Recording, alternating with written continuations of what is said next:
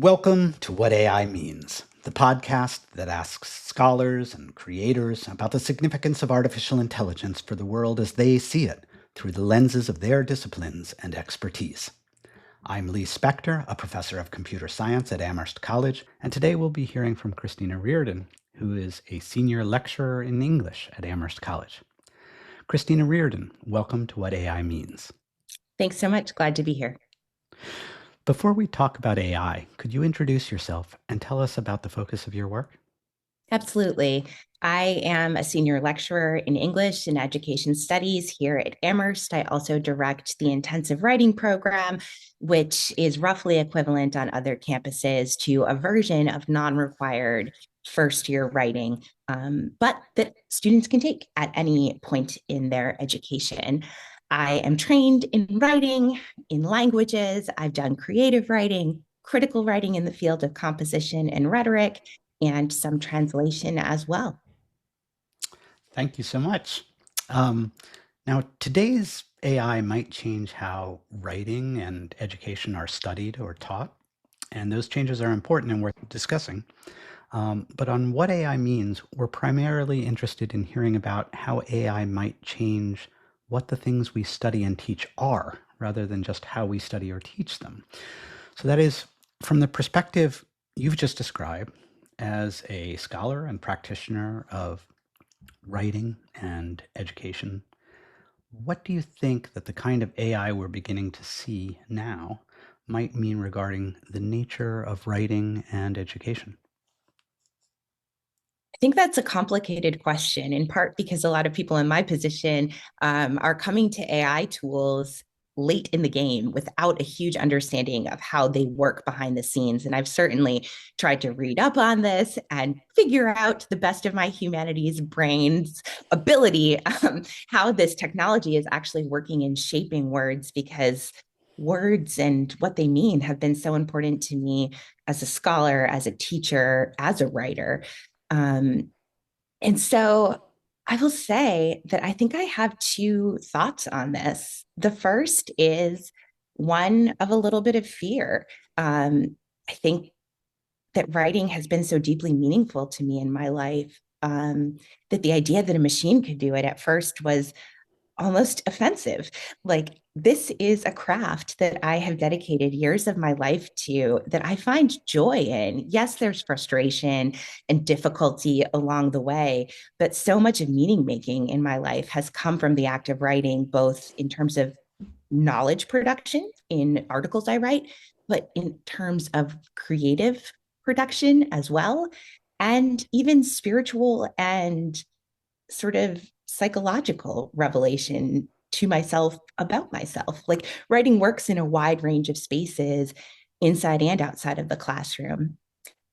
On the other hand, there was this moment when AI first came out where I thought, if AI can produce a great 5 paragraph essay, does that mean I don't have to assign or teach that anymore?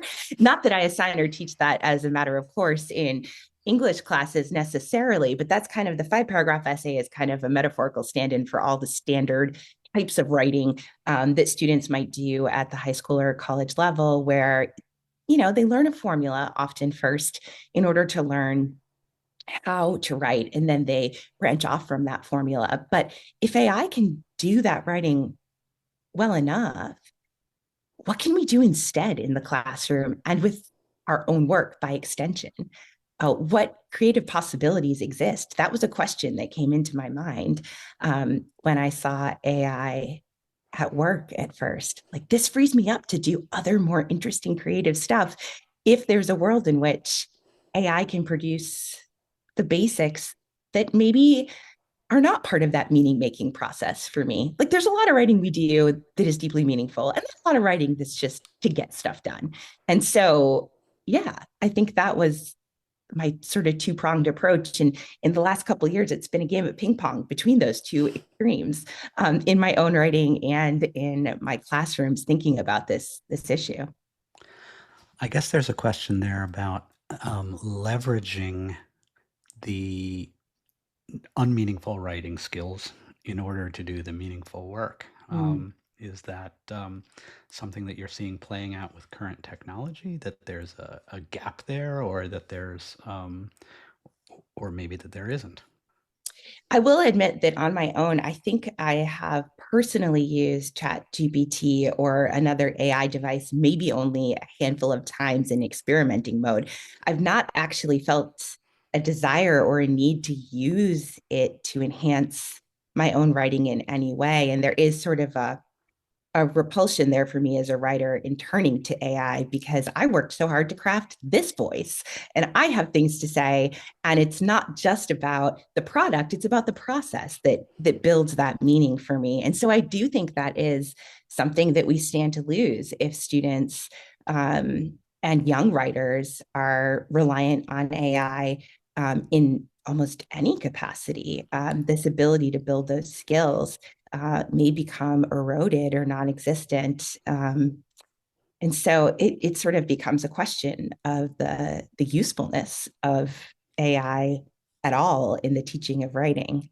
I feel like I have to talk about it in my writing classes because students are using it. But do I promote it as a part of the writing process? I have to say I do not.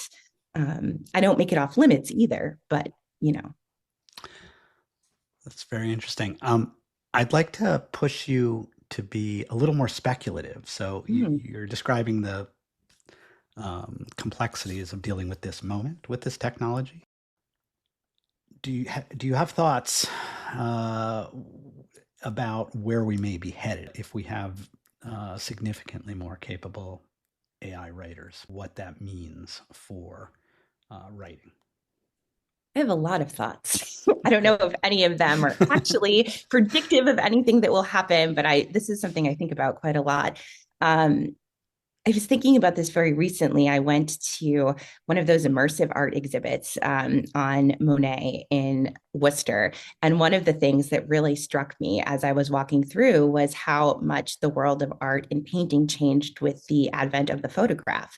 So the idea of hyper realistic portraiture was no longer considered one of the primary or main goals of capturing someone's likeness, that someone's likeness could be captured in paint or other art forms in ways that go beyond realism or depiction of what is in front of oneself. And it made me think, like, is this the moment for us with writing? What new directions might writing take that we haven't currently perhaps imagined? Of course, writing has gone through experimental phases in line with the advent and development of various technologies over the years. You can think back to the early 20th century and the sort of experimental Dadaists and futurists and others writing manifestos and really working in abstract methods to convey meaning, argument, artistic insight. But part of me wonders or imagines there will be a world that is difficult for me as a writer to foresee at this moment, but that might actually start thinking about using words and language in books and writing in ways that go beyond what we are doing right now. And as a writer, I'm interested in thinking about that and pursuing that. As I've been writing, I've been thinking a lot lately about the insights I'm offering, but also the form that my writing is taking and how and why it's taking the form that it is. I just finished writing an academic manuscript, but I'm also working on a middle grade novel for my niece. And it's based on family history. My mother and my grandmother are immigrants from the former Yugoslavia. And there's something about that story that feels like it wants to take a certain frame, a certain voice that makes it middle grade and that makes it different than writing a research paper. And because it's sort of, in many ways, a love letter to my family from me to my niece about my mother and grandmother, it's deeply personal. And I also think that writing in the future will become more of an art and a craft in that way. And the nature of the relationship between reader and writer may become the sort of thing that determines how we view writing and what its worth. I think about that a lot. I'm wearing a sweater right now. I purchased this at a store. It was made by a machine. I also crochet, and it takes a really long time to crochet a sweater. And if I buy my mother a sweater for Christmas, or if I crochet my mother a sweater for Christmas, the gift has a different level of gravity. And so I think that there is a future in which perhaps writing becomes slightly less utilitarian and becomes more of an art, a craft, a means of expression, of community building, of relationship building between people and groups who are invested in each other. And writing becomes one of many different means to express that. That's a really exciting vision. I want to conclude just with the questions that you think others should be asking at this moment about AI. Yeah. I mean, there are so many. And I've painted a kind of rosy vision, but I also have that fear. And as I said, I don't really use AI much in my daily life, if at all, and certainly not um, with my writing. But I do wonder if fear is holding people like me back from really interrogating and participating in a culture that could shape AI in a way that might help us get to a rosier vision of, that I sort of described of community building.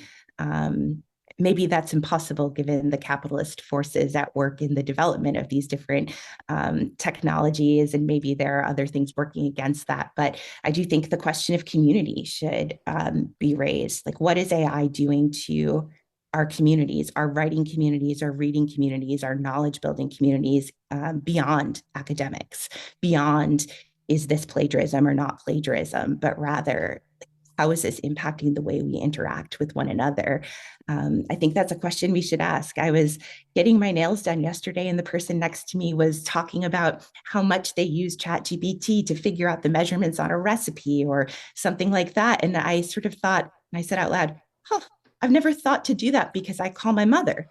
And that is just another one of those relational things. And if the woman next to me was a mother who's a little bit older than me, and she's like, I know my kids do that to me too. And she was sort of laughing about it, but also like, there's a sort of interesting farming out of generational knowledge or just knowledge in general that I think we should be questioning and be aware of. Those moments when I call my mother are not just about getting the recipe right. They build a relationship. And I've been really influenced by the work of one of my colleagues in the English department, Dennis James Sweeney, who had a book come out this year called How to Submit. But it wasn't just how to get your novel or your manuscript published by a top 5 big publisher. It was about how to think about the way that you submit your work as an author and what it means to submit to an independent press or to a small press, and the community building that small presses do in the literary world, where manuscripts that may not sell well but are incredibly important to the construction of knowledge, the advancement of art, and our capacity to share literature with one another. Those things are prioritized often at small presses. And so the idea from his book was, when we think about submitting, might we also think about community, and a really beautiful meditation on the power of community in writing, and how, as writers, we both want our work to be published, but also need to be good readers and charitable and generous reviewers of each other's work in this space. It's not a one-way street. And so, yeah, I guess the other questions I have are about this nature of community and how or if AI should have a place in that. Those are wonderful and important questions. Thank you for sharing them. And Kristina Reardon, thank you so much for joining us on What AI Means. Thank you so much for having me.